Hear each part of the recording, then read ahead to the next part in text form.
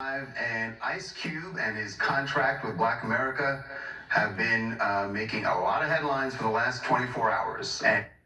And depending on your perspective, they're making headlines for very good reasons because Cube is making some progress with this. But there are other people who feel like they're just not happy about where he's making that progress.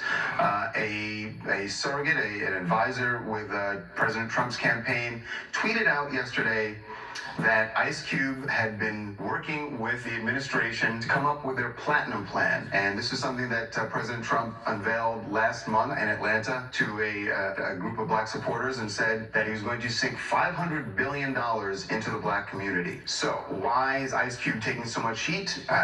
Part of it may have to do with the fact that the election is less than 3 weeks away now. So joining us now, as he promised he would. Remember, we had Cube on last month to talk about his contract with Black America, and he said he would love to come back anytime to talk about it.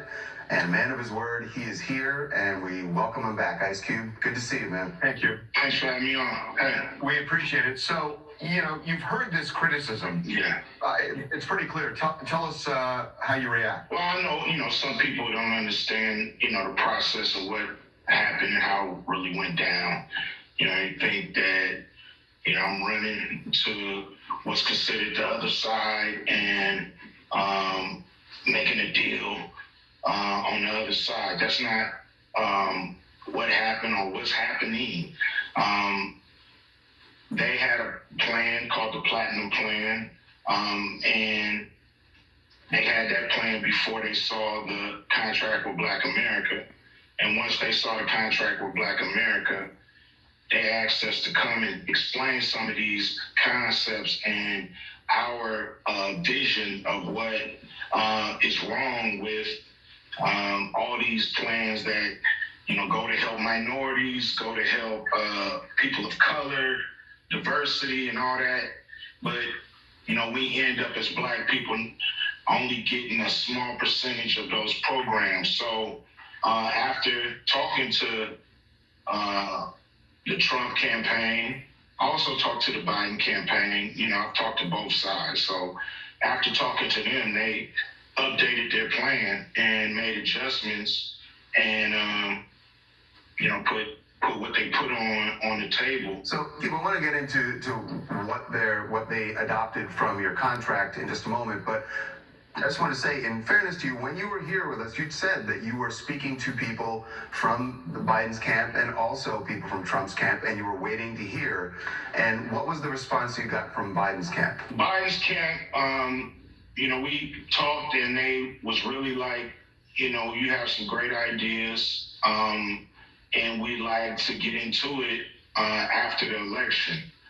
And, that was pretty much, the end of it. They say, after the election, we'll bring you in and we'll start to try to implement some of these things. So, Cube, I don't know how you feel. That kind of makes sense. I mean, they can talk to you now, but he's not in power. So there's nothing that he could really do anyway. I mean, he could say to you, yes, we love all of your contracts. It does set the table if he wins. Yeah, if he wins, I'm willing to go in and talk to him. But I understand, when people make campaign promises, it just gives the people that voted for him a little more leverage to go back at them after they win and hold them to those promises.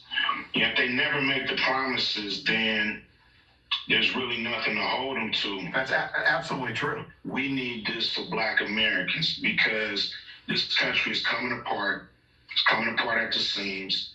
And we all know the reasons why. There's major injustices and major economic, it's an economic Grand Canyon when it comes to the wealth gap between Black people and white Americans. So we have to close that or these problems will never end. Right. Yeah, absolutely. At the end of the day, us as Black people have dealt with presidents on both sides of the aisle, and our results are the same. So we have to do something different, and we have to approach it in a different way. I would love if all Black people just became independents and at some point make deals and figure out who's going to do the most for the community and then they get our support. That would be, to me, the way to move the needle. But we've just been promised so much, and the results are so little that, we have to think about doing things differently. So that's not saying that I believe any of these politicians on what they're going to do. But when somebody speaks it to the world, they're not just lying to Ice Cube, they're lying to the whole world. I think that part of the criticism is that because it's 3 weeks, less than 3 weeks before the election, there are people who think that President Trump has said he's going to do this platinum plan, but what makes you believe that he's actually going to do it and that he's not just saying this in order to get reelected in 3 weeks? And that's the part that makes people feel upset, that they feel you are being used because of your status in the black community, that he is using you in order to get votes in the black community, and they feel like he's not going to deliver on this $500 billion promise. Well, I know people have their thoughts on I'm being used. I'm not being used, because I walked in there, I had the meetings, and I spoke. I've never met Trump. I've never been to the White House. Okay, so I talked to both campaigns like I said I would. I have a contract with Black America that both parties gonna have to get with. We can't depend on one party to bring this through. It's too broad. Both parties is gonna have to get with it. So that's what my mission is, to make sure both parties get with the program. And I'm not here to get you to vote for any damn body. Matter of fact, I was the one saying you shouldn't vote unless you get something for it. So me, I'm personally not getting one thing.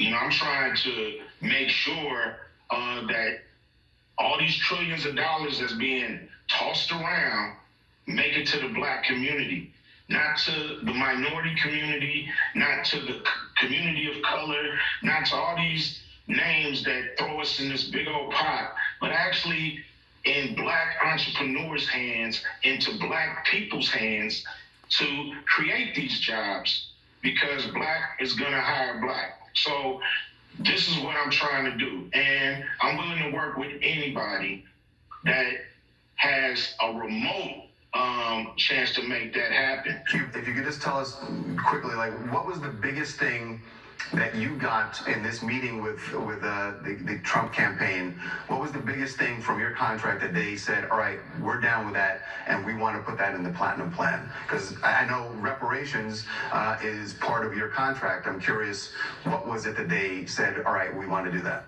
Things like agreeing that the government would have a fund, $40 billion fund for black investments.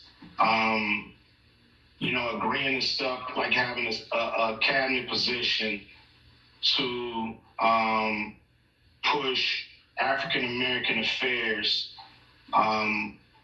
just like they have a department for Native Americans. Of course, pushing $500 billion into black businesses. Specifically black businesses, to help close the wealth gap. Right. But the thing is, like I said, who knows? To me, if he doesn't do some executive orders before before the election, then everybody gonna just, say he's lying. So, to me, I'm all about action. But before action, you have to make demands, and you have to tell whoever's in power what needs to be done in the communities. So we are out of time, Hugh, but I got to say that doesn't really, in a way, it doesn't matter who wins, because the election's coming up fast. So you can use this as bargaining chips, regardless of who wins, because, this isn't the end. There'll be another election and there'll be midterms. So, I think what you're saying makes a whole lot of sense, that, show us, that you're going to give us certain things before we say we're going to support you. That's just good negotiations. So what you're saying makes a whole lot of sense. I'm pressing everybody in power, so I don't care if you got a D or R. Yeah, all right. I'm coming. And so, because that's what it's going to take to fix America. or it's going to continue to be broke. True that. Cube, we love having you on, Thank you. and I hope we can have you on again as this develops, because your voice is just so important. So we truly appreciate it. All right, man. Thanks for having me. All right. Thank you. Okay.